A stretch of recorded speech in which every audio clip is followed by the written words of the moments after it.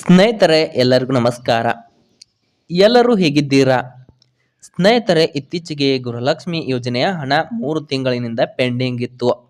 ಇದೀಗ ಜನವರಿ ಮತ್ತು ಫೆಬ್ರವರಿ ತಿಂಗಳ ಹಣ ಒಟ್ಟು ಸೇರಿ 4,000 ರೂಪಾಯಿ ಹಣ ಎಲ್ಲ ಅರ್ಹ ಮಹಿಳೆಯ ಫಲಾನುಭವಿಗಳ ಬ್ಯಾಂಕ್ ಖಾತೆಗೆ ಡಿಬಿಟಿ ಮೂಲಕ ಹಣ ವರ್ಗಾವಣೆಯಾಗಿದೆ.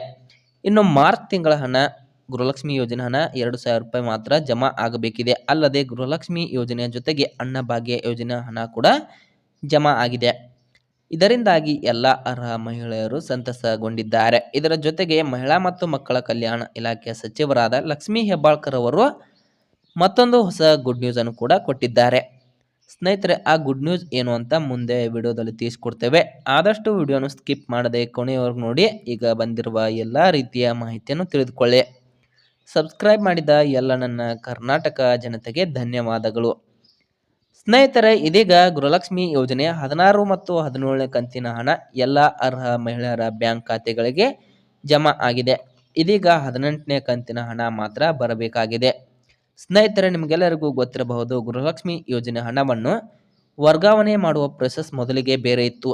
ಇದೀಗ ಮತ್ತೆ ಚೇಂಜ್ ಮಾಡಿ ಬೇರೆ ಪ್ರೊಸೆಸ್ ಮೂಲಕ ಹಣವನ್ನು ಜಮಾ ಮಾಡುತ್ತಿದ್ದಾರೆ. ಇದರಿಂದಾಗಿ ಹಣ ಬರುವುದು ಸ್ವಲ್ಪ ವಿಳಂಬ ಆಗುತ್ತಿದೆ. ಆದರೆ ಎಲ್ಲ ಅರ್ಹ ಮಹಿಳೆಯರ ಬ್ಯಾಂಕ್ ಖಾತೆಗಳಿಗೆ ಹಣ ಕಡ್ಡಾಯವಾಗಿ ಜಮಾ ಆಗಿಯೇ ಆಗುತ್ತದೆ.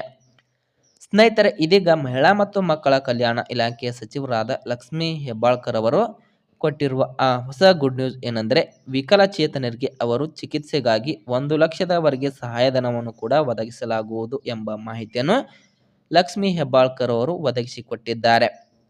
ಇದರಿಂದಾಗಿ ಎಲ್ಲ ವಿಕಲಚೇತನರು ತುಂಬಾ ಸಂತೋಷಗೊಂಡಿದ್ದಾರೆ. ಯಾಕಂದರೆ ಅವರಿಗೆ ಆಸ್ಪತ್ರೆಯಲ್ಲಿ ಚಿಕಿತ್ಸೆ ಪಡೆಯಲು ಅವರ ಹತ್ತಿರ ಹಣ ಇರುವುದಿಲ್ಲ. ಇದೀಗ ಲಕ್ಷ್ಮೀ ಹೆಬ್ಬಾಳ್ಕರ್ ಅವರು ನೀಡಿರುವ ಮಾಹಿತಿಯಿಂದಾಗಿ ಅವರು ಆಸ್ಪತ್ರೆಯಲ್ಲಿ ಚಿಕಿತ್ಸೆಯನ್ನು ಪಡೆದುಕೊಂಡು ಗುಣಮುಖರಾಗುತ್ತಾರೆ. ಸ್ನೇಹಿತರೆ, ವಿಕಲಚೇತನರಿಗೆ ಜಾರಿಗೆ ತಂದಿರುವ ಈ ಹೊಸ ಯೋಜನೆಯು ತುಂಬಾ ಪ್ರಮುಖವಾದ ಯೋಜನೆಯಾಗಿದೆ. ಆದ್ದರಿಂದ ಪ್ರತಿಯೊಬ್ಬ ವಿಕಲಚೇತನರು ಈ ಯೋಜನೆಯ ಲಾಭವನ್ನು ಪಡೆದುಕೊಂಡು ಆಸ್ಪತ್ರೆಯಲ್ಲಿ ಚಿಕಿತ್ಸೆಯನ್ನು ಪಡೆದು ಗುಣಮುಖರಾಗಿ. ಸ್ನೇಹಿತರೆ, ಇದರ ಬಗ್ಗೆ ಇನ್ನೂ ಹೆಚ್ಚಿನ ಮಾಹಿತಿ ಬೇಕಾದರೆ ನಿಮ್ಮ ಹತ್ತಿರದ ಮಹಿಳಾ ಮತ್ತು ಮಕ್ಕಳ ಕಲ್ಯಾಣ ಇಲಾಖೆಯ ಕಾರ್ಯಾಲಯಕ್ಕೆ ಭೇಟಿ ನೀಡಿ ಇದರ ಬಗ್ಗೆ ಇನ್ನೂ ಹೆಚ್ಚಿನ ಡೀಟೇಲ್ಸ್ ಅನ್ನು ಪಡೆದುಕೊಳ್ಳಿ. ಮಹಿಳಾ ಮತ್ತು ಮಕ್ಕಳ ಕಲ್ಯಾಣ ಇಲಾಖೆ ಸಚಿವರಾದ ಲಕ್ಷ್ಮೀ ಹೆಬ್ಬಾಳ್ಕರ್ ಅವರು ವಿಕಲಚೇತನರಿಗೆ ಈ ಗುಡ್ ನ್ಯೂಸ್ ಅನ್ನು ಕೊಟ್ಟಿದ್ದಾರೆ.